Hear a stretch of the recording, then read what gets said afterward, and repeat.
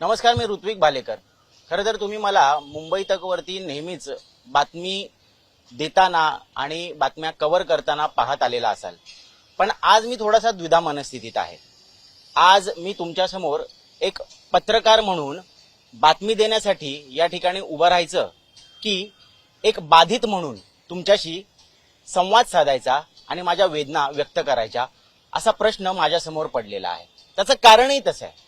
माझ्या पाठीमागे हा जो पालापाचोळा तुम्ही पाहताय, हे एक अजस्त्र झाड होतं काल रात्री 9 वाजेपर्यंत। हे वडाचं झाड आहे आणि हे वडाचं झाड जवळपास 70 वर्ष जुनं असल्याचं सांगितलं जातंय। आता मुंबईत पावसाळा सुरू झाला ना झाला की आपल्याला ठिकठिकाणी असे जुने मोठे अजस्त्र झाडं जे आहेत ही उन्मळून पडताना पाहायला मिळतात आणि याची संख्या सुद्धा दिवसेंदिवस वाढताना दिसते। इतकंच काय तर मागच्या महिन्यात आपण पाहिलं चेंबूरमध्ये अशाच एका झाडामुळे, एक झाड पडल्यामुळे एका शाळकरी चिमुकल्याला त्याचा जीव सुद्धा गमवावा लागला। नंतर काय, नंतर चौकशा झाल्या, चौकशी समिती नेमली गेली आणि क्लीन चिट सुद्धा मिळाली आणि कोणालाही त्यामध्ये कारवाई झाली नाही। त्याच्यावरून महापालिकेच्या सभागृहात गदारोळ सुद्धा झाला। पण अकाउंटेबिलिटीचं काय, कारवाईचं काय, कोणावरती जबाबदारी फिक्स केली जाणार आहे की नाही, याची उत्तरं एक सर्वसामान्य मुंबईकर म्हणून ही कधीच सापडत नाहीत। खरं तर मी तुम्हाला सुरुवातीला म्हणालो की पत्रकार म्हणून की एखादा बाधित म्हणून तुमच्याशी संवाद साधायचा। त्याचं कारण असं की हे टिळक भवन आहे, हे काँग्रेसचं राज्याचं मुख्यालय आहे आणि या काँग्रेस मुख्यालयाच्या आवारात हे अजस्त्र असं मोठं वडाचं झाड काल रात्री उन्मळून पडलेलं आहे आणि यामध्ये नुकसान झालेलं आहे ते एका गाडीचं। अर्थात यामध्ये 2 आणखीन 2 व्हीलर सुद्धा होत्या, पण ही जी गाडी तुम्हाला दिसतेय ही 4 व्हीलर जी आहे ही माझी गाडी आहे।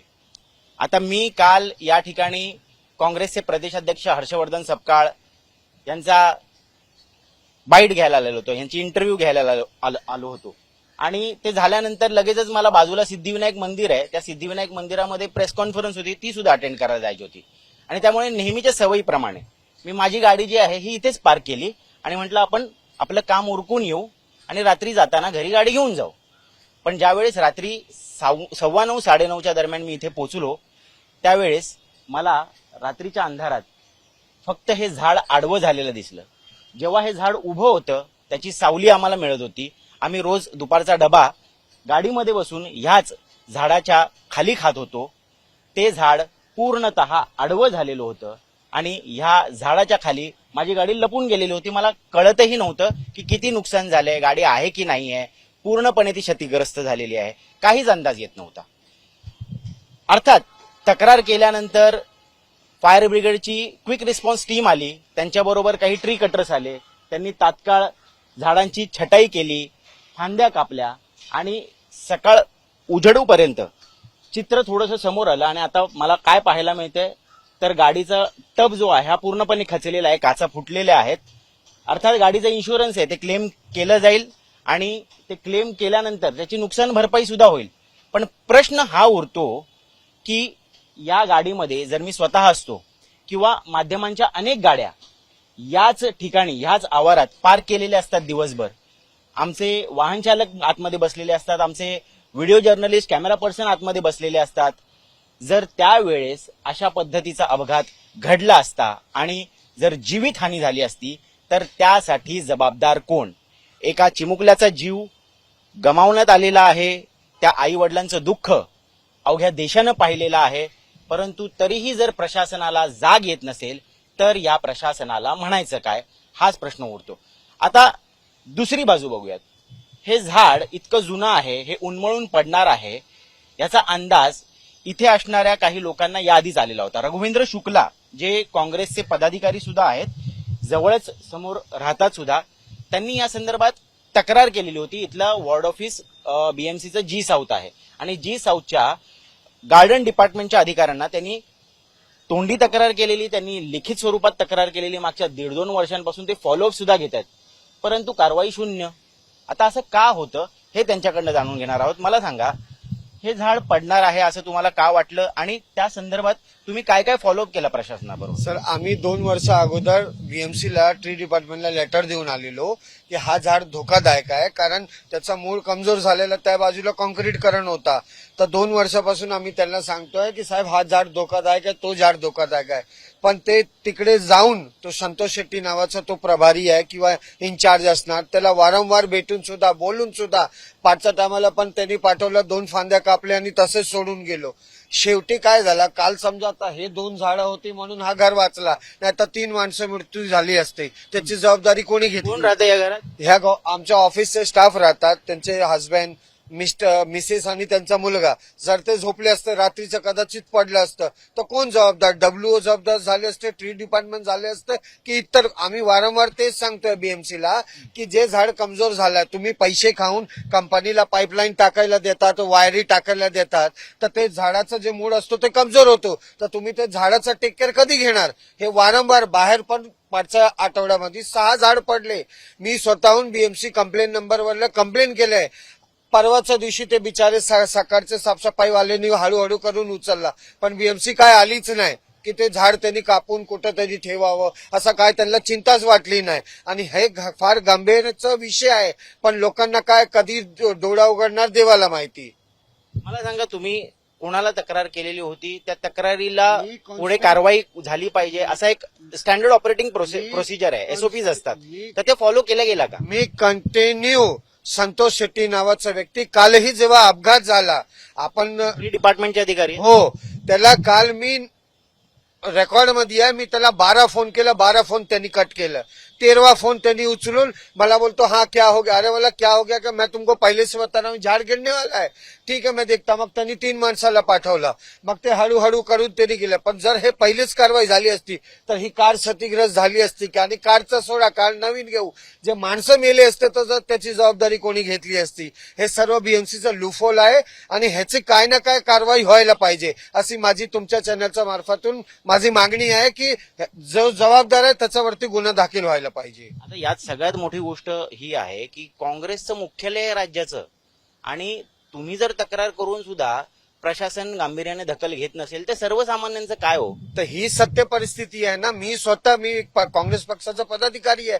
जेव्हा मी वारंवार बोलतोय, माझ्याकडे ऑन रेकॉर्ड सर्व मोबाईलवरती आहे, मी कितींदा 5 वेळा ऑफिसला गेलो आहे, तो माणूस कधीच मला टेबलवरती सापडला नाही. कभी इधर गए कभी उधर गए, हेच त्यांची नेहमीचं बहाणं असतं. शेवटी मी परवाच्या दिवशी पण त्यांनी फोन केला, कट केला. तर हे जे असं करत असतात, समजा कोण आज मेलं असतं तर कोण जबाबदार ठेवलं असतं? हे चुकीचं आहे, हे त्यांचा रवैया चुकीचा आहे. सामान्य माणसाचा तर हाल पावसाळ्यामध्ये कसे असतात ते तुम्ही जाऊन खालती बघा.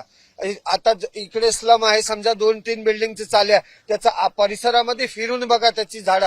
आता तुम्ही चला, एक झाड क्रॉस आहे, त्याचा कोण बघणार? तो कधी पडेल तुम्ही बघा, मी तुम्हाला बाहेर येणं दाखवू शकतो. अशी तक्रारी आम्ही वारंवार केलेल्या आहे, पण कोणतीही कारवाई अजूनपर्यंत झाली नाही. ह्याचा आम्हाला लय दुःख आहे. पण मी तुमच्या चॅनलच्या मार्फतून मला अशी मागणी आहे की ह्या लोकांविरोधामध्ये काही ना काही कारवाई व्हायला पाहिजे. तर या हलगर्जीपणाचं करायचं काय, हा प्रश्न सर्वत्र सगळ्यांनाच पडलेला आहे. म्हणजे विषय असा आहे की वृक्ष प्राधिकरणाच्या काही लोकांशी मी सुद्धा फोनवरती समजून घेण्याचा प्रयत्न केला की नेमक्या एसओपीज काय आहेत, प्रोसिजर काय. जर एखादी तक्रार प्राप्त झाली की झाड उन्मळून पडणार आहे, धोकादायक आहे, त्याच्यामुळे जर जीवितहानी होऊ शकते, तर काय करावं लागतं? तर एक हेल्पलाईन नंबर आहे, त्या हेल्पलाईन नंबरवरती तुम्ही फोन करून तक्रार नोंद करू शकता, किंवा तुम्ही लेखी स्वरूपात तक्रार जी आहे ही संबंधित वॉर्ड ऑफिसरच्या गार्डन डिपार्टमेंटला जाऊन देऊ शकता. आता तिथे हेरायर्की कशी आहे बघा. इथे सुपरिटेंडंट ऑफ गार्डन डिपार्टमेंट आहेत, त्यांच्या खालोखाल डेप्युटी सुपरिटेंडंट आहेत, त्याच्या खालोखाल असिस्टंट सुपरिटेंडंट असतात, आणि त्याच्या खाली ट्री ऑफिसर म्हणजे वृक्ष अधिकारी म्हणून एक पद आहे. त्या पदावरचा जो व्यक्ती आहे ही त्याची जबाबदारी असते की त्यांच्या वॉर्डमध्ये जितकी झाडं जी आहे ज्यांची तक्रार प्राप्त झालेली आहे, ज्या धोकादायक आहेत, त्याचं जाऊन इन्स्पेक्शन करायचं. आता तक्रार जेव्हा प्राप्त होते त्यावेळेस सगळ्यात पहिली गोष्ट या ट्री ऑफिसरला काय करायची असते, तर घटनास्थळी साईटवरती जायचं असतं आणि त्या झाडाची पाहणी करायची असते. ते झाड किती वर्ष जुनं आहे, ते आतून पोकळ आहे का, ते किती वाकलेलं आहे, ते मुळापासून कमजोर झालेलं आहे की कुठेतरी फक्त फांद्या छाटून किंवा काही गोष्टी करून ते तसंच ठेवू शकतो. या सगळ्या गोष्टीचा सर्व्हे केला जातो, या सर्व गोष्टीचं इन्स्पेक्शन केलं जातं, त्याचा एक अहवाल तयार केला जातो आणि त्या अहवालाच्या आधारावरती ते झाड ठेवायचं की पूर्णपणे तोडून टाकायचं ह्याचा निर्णय घेतला जातो. आता जर 24 तासाच्या आत ही सगळी कारवाई होणं गरजेचं असेल तर 1.5-2 वर्ष तक्रारी मिळून सुद्धा हे संबंधित अधिकारी जे आहेत हे कारवाई का करत नाहीयेत आणि यांना कारवाई करण्यापासून कोणी रोखतंय का? आणि ज्या कामासाठी हे शासनाकडनं पगार घेत आहेत, टॅक्स पेयर्सचा पैसा यांच्या पगारासाठी दिला जातोय, तर मग हे आन्सरेबल का नाहीये, जबाबदेही का नाहीये, असे साधे सोपे प्रश्न विचारले जात आहेत. तुम्ही कुठे नोकरीला असाल, तुम्ही काम करत असाल आणि तुम्हाला जर एखादं काम सांगण्यात आलं तर त्याची एक डेडलाईन असते ना ती पूर्ण करण्याची. मी पत्रकार म्हणून ज्यावेळेस मला एखादी बातमी सांगितली जाते ती वेळेत पूर्ण करणं हे माझं कर्तव्य असतं. जर आपल्याला सगळ्याला हे नियम लागू होतात तर मग प्रशासनातल्या ह्या अधिकाऱ्यांना, या कर्मचाऱ्यांना हे नियम का लागू होत नाहीत हाच मुळात प्रश्न आहे. आणि जर हे लागू होत नसतील तर आता झालेला जो प्रकार आहे त्याच्यानंतर तरी किमान त्यांच्यावरती कारवाई होणार आहे का? आता काँग्रेसचे पदाधिकारी जे आहेत हर्षवर्धन शुक्ला यांनी तर मागणी केली की गुन्हा दाखल व्हायला हवा. ठीक आहे, गुन्हा दाखल करणं न करणं हा प्रशासकीय विषय आहे, परंतु कुठेतरी एक जबाबदारी ह्या सगळ्या मंडळींवरती फिक्स केली जाणार आहे का आणि त्यांना जाब विचारला जाणार आहे का हाच प्रश्न या निमित्तानं पुन्हा एकदा उपस्थित होतोय. मी फक्त एक प्रातिनिधिक स्वरूपात तुम्हाला ही घडलेली घटना सांगितली. या घटनेमध्ये स्वतः मी बाधित आहे म्हणून नव्हे, मी अतिशय तटस्थपणे एक पत्रकार म्हणूनच तुमच्या समोर या घटनेचं वार्तांकन करण्याचा प्रयत्न करतोय आणि तुम्हाला सांगण्याचा प्रयत्न करतोय.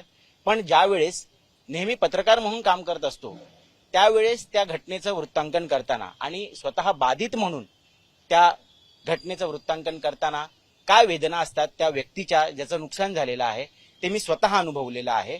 आणि या निमित्तानं आता तरी प्रशासनानं जागं व्हावं आणि त्यांच्या कर्तव्याला त्यांनी त्या ठिकाणी न्याय द्यावा एवढीच अपेक्षा मी या निमित्तानं व्यक्त करतो.